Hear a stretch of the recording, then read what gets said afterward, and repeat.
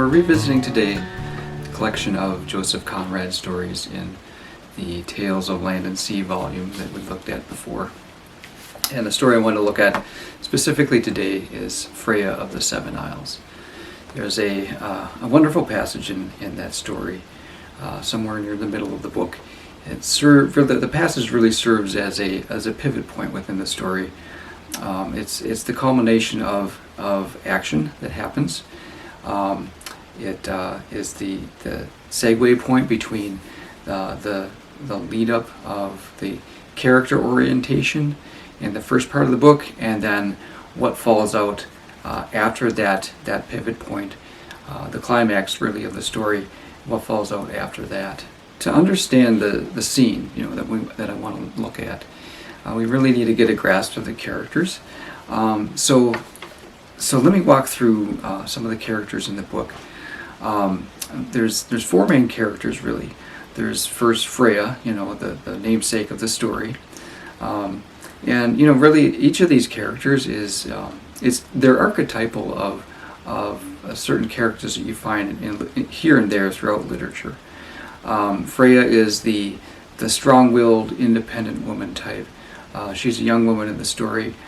She knows what she wants from her future. She's out to get it, and she doesn't want anything to stand in her way. She's not really afraid of very many things. Then there's her father, who plays the role of a timid individual, a man without a lot of foundation, a man that doesn't have a lot that he stands upon. He oscillates back and forth between doubt and hopelessness almost. He doesn't want to accept that Freya is in love with Jasper, and that eventually she would leave the island with Jasper. He's afraid of Heemskirk. He's always concerned that the Dutch government's going to come down hard upon him. So going from there into the other two characters, Jasper and Heemskirk. So Jasper is the lover of Freya. He's the one who is pursuing Freya, and he plays the role of that love-struck individual who can't really think straight. Perhaps sometimes, he's so overwhelmed with his love for Freya, that's all he focuses on. And then the last individual, Heemskirk, that I mentioned, he is a officer in the Dutch Navy. He plays the role almost in a way of the comic relief in the story, but also in a role of an antagonist as well. He is also the one who is infatuated with Freya, but obviously can never obtain her or never win her affections.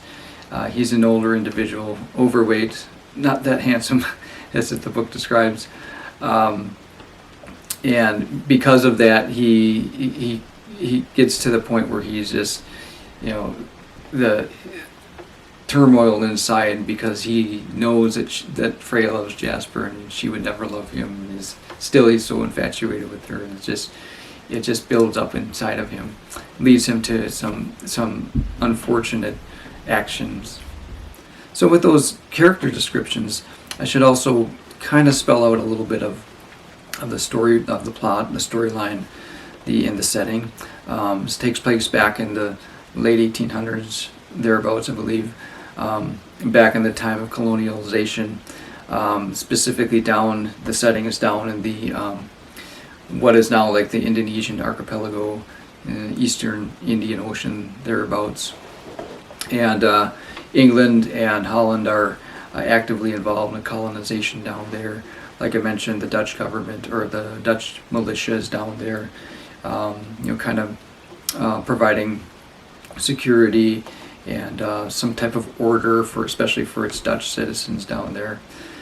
And a lot of merchant development is going on, making use of the raw materials that are being found down in that area, in that archipelago.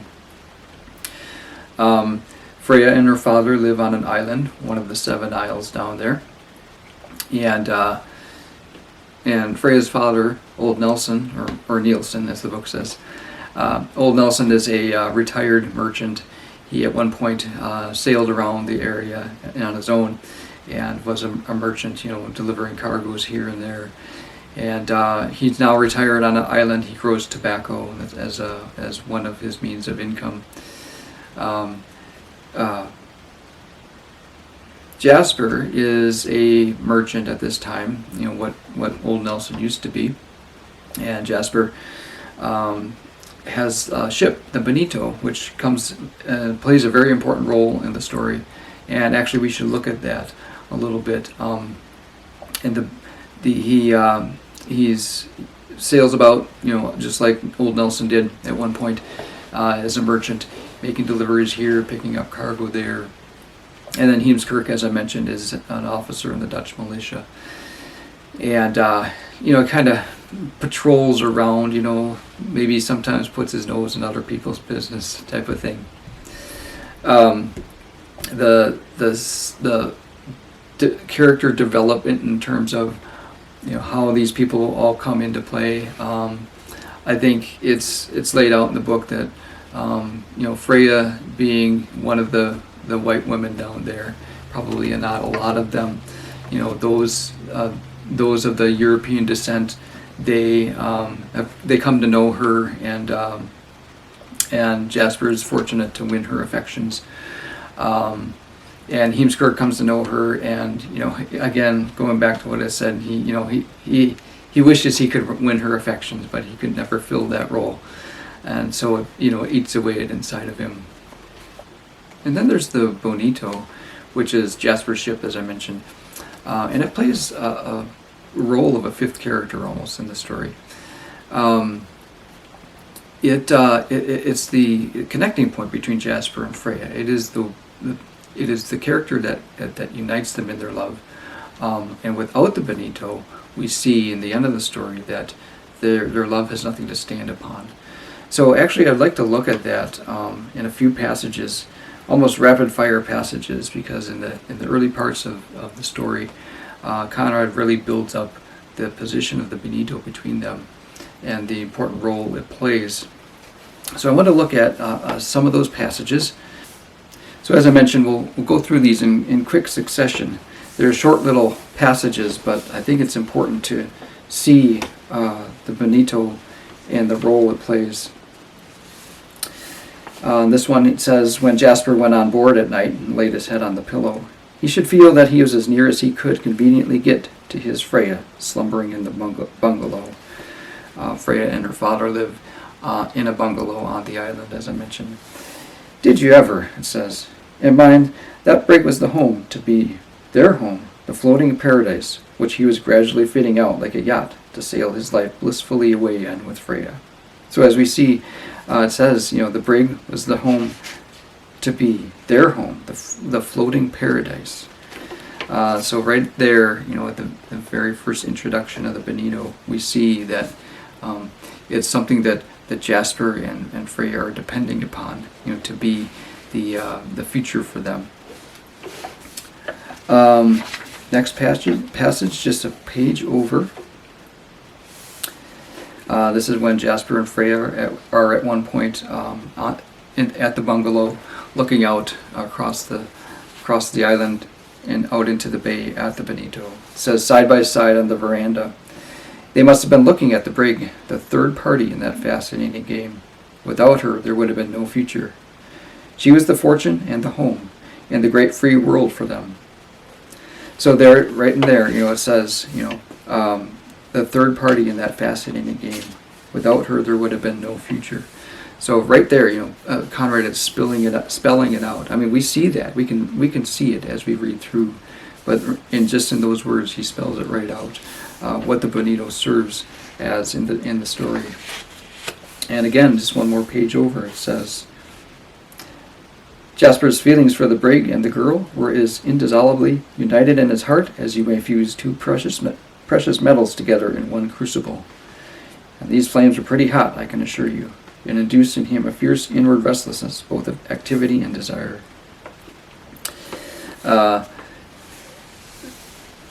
So I think there's a little bit of Jasper's passion reflected in there, but there is a passage or a reference that really brings that out. I think it might be the next one. Let's see. Oh yes, it is. It says, "No wonder that in possession of a craft like that, and the promise of a girl like Freya, Jasper lived in a state of perpetual elation." So right there, you can see how he's filling that role of the love-struck lover who lives in a state of perpetual elation. The next passage is a little bit about Freya. It says, "Freya thought she could afford to wait, while ruling over her own home in the beautiful brig and over the man who loved her. This was a life for her who had learned to walk on a ship's deck. She was a ship's child, a sea girl if ever there was one. And of course she loved Jasper and trusted him. But there was a shade of anxiety in her pride." Alright, I'll stop there. It reflects again Freya's her independence and her strong-willed nature. It's right in there. It says she's going to live or to rule over the beautiful brig and over the man who loved her.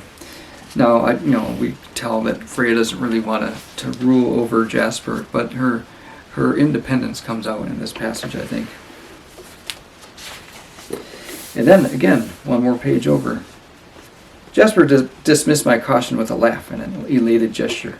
"Oh, pooh, nothing could happen to that brig," he cried, as if the flame of his heart could light up the dark nights of the uncharted seas, and the image of Freya serve for an unerring beacon amongst those hidden shoals, as if the winds had to wait on his future, the stars fight for it in their courses, and as if the magic of his passion had the power to float a ship on a drop of dew or sail her through the eye of a needle.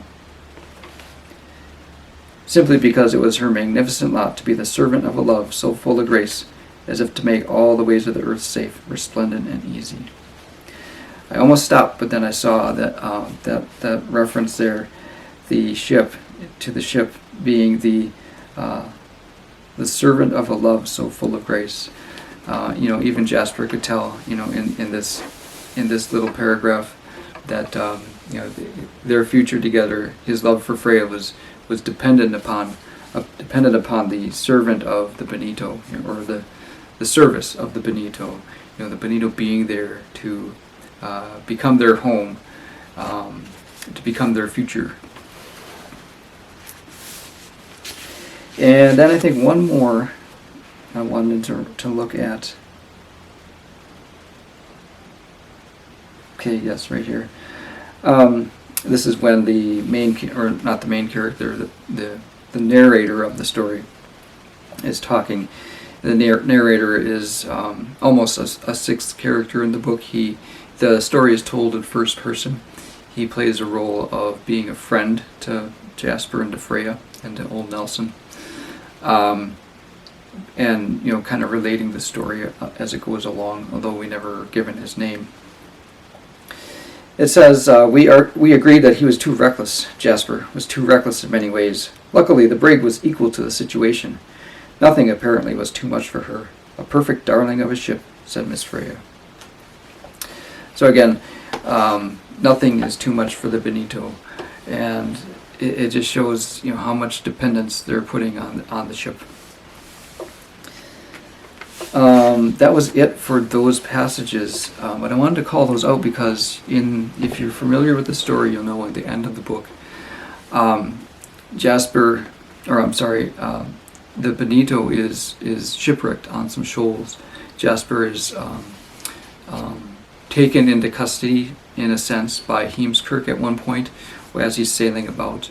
And Heemskirk, unfortunately, deliberately runs the Benito aground on some shoals off the coast of an island that they are sailing to. And at that point in the story, that's when it all falls to pieces for Jasper, unfortunately. I thought through it. If he really truly loved Freya, he could have made his way back to the Seven Isles somehow, gotten passage on a ship somewhere, made it back to Freya, explained what had happened, but he didn't. In the story it explains that day by day on that island where they ended up, he would go out to the coastline and sit and stare out at the ruins of his brig lying there on the shoals. And it's never really said whether he ever met Freya again, which is, really sad and catastrophic in reality at the end of the story. And it really goes back to those passages we looked at where the bonito is the only connecting point between Freya and Jasper. And without the bonito, there is nothing, there is no relationship between them. It's unfortunate that Jasper,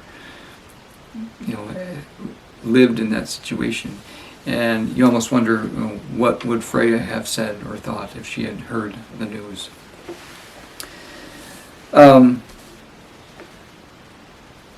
Let's look at the passage I wanted to read next. In this passage, Old Nelson is not in the passage, but Jasper and Freya and Heemskirk are. And as I mentioned, the passage is really the pivot point in the story. I think it's really the culmination of the story, of the expression, or not expression, but the love between Jasper and Freya, connected through the bonito, and then also a picture of Heemskirk's infatuation with Freya and how much it eats upon him. So it says, with a low, deep-breathed ah when she first saw that brig already underway, meaning the bonito, she reached for Nelson's long glass reposing on brackets high up on the wall. The wide sleeve of her dressing gown slipped back, uncovering her white arm as far as the shoulder. Heemskirk gripped the door handle as if to crush it. Felt like a man just risen to his feet from a drinking bout. I guess I should explain here. So the situation is that Heemskirk was at the bungalow. He was invited to stay the night by Old Nelson, and he had seen Freya and Jasper in a romantic situation, and it just crushed him. It really ate away inside of him, and so he had been hiding behind doors in the bungalow, spying on Freya to see what she would do next. She had sent Jasper away back to the bonito so that he could leave early in the morning. So that's what he was doing behind the door. Again, I go back to what I was saying, that he serves as somewhat of comic relief in the book, and in this one instance, mild instance of that comic relief. And Freya knew that he was watching her. She knew. She had seen the door move as she came out of the passage. She was aware of his eyes being on her, with scornful bitterness and triumphant contempt. There you are there, she thought, leveling the long glass. Oh well, look on then. The green islets appeared like black shadows. The ashen sea was as smooth as glass. The clear robe of the colorless dawn, in which even the brig appeared shadowy, had a hem of light in the east. Directly, Freya had made out Jasper on deck, with his long glass directed to the bungalow. She had laid hers down and raised both her beautiful white arms above her head. In that attitude of supreme cry, she stood still, glowing with the consciousness of Jasper's adoration going out to the figure, held in the field of glass away there, and warmed, too, by the feeling of evil passion, the burning, covetous eyes of the other, fastened on her back. In the fervor of her love, in the caprice of her mind, and yet with that mysterious knowledge of masculine nature that women seem to be born with, she thought, you are looking on. You will, you must, and then you will see something. She brought both her hands to her lips, and then flung them out, sending a kiss over the sea, as if she wanted to throw her heart out along with it on the deck to the deck of the brig. Her face was rosy, her eyes shone. She repeated passionate gesture, seemed to fling kisses by the hundreds, again and again and again, while the slowly ascending sun brought the glory of color to the world, turning the islets green, the sea blue, the brig white below her, dazzlingly white on the spread of her wings, with the red ensign streaming like a tiny flame upon the peak. And each time she murmured with a rising inflection, take this, and this, and this, till suddenly her arms fell. She had seen the ensign dipped in response, and the next moment the point below her hid the hull of the brig from her view. Then she turned away from the balustrade, and passing slowly before the door of her father's room, where Heemskerk was hidden. With her eyes lowered and an enigmatic expression on her face, she disappeared behind the curtain. So I really like that passage because, as I said, it kind of encapsulates each of those three characters in the story. It shows Jasper's. I should have closed the book here. Let me find the page again. It shows Jasper's love for Freya, his adoration. It says Jasper's adoration going out to the figure held in the field of his glass. It shows Heemskerk's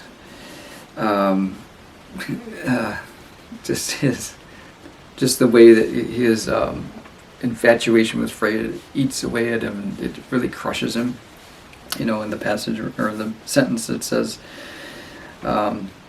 He was gripping the door handle as if to crush it, like a man just risen to his feet from a drinking bout. As he watched Freya and her expression for Jasper, and that too, in those paragraphs, the description of Freya, sending out kisses by the hundreds, it says, over the sea to Jasper, and her statements, that she makes there. You are looking on, you will, you must. Yet then you shall see something. And then earlier it says, there you are, she thought, leveling the long glass. Oh well, look on then. Just those statements, they seem to indicate the command that she has of the situation, the passion that she puts into the situation. She knows Heemskerk is looking on behind her. She knows that. And yet she's there, almost in defiance of his gaze, in what she knows is probably is his interest in her. In defiance of that, she still, she sends out kisses to Jasper. I don't know if she's talking when she says, look on then, you must, you will. If she's talking to Jasper or to Heemskerk. It could be either one. Jasper's looking at her through the glass and Heemskerk is behind her. But that statement there, whether it is addressed to Jasper or to Heemskerk, it just shows her command of the situation, her being in the role of being the kind of the lover that is controlling the path of their lives. So that was probably my favorite passage in the book. Again, just going back to the fact that it's the pivot point in the story, and I think it wraps all of those characters up, or those three characters up, into one scene, which really encapsulates who they are in the story. Thank you for watching.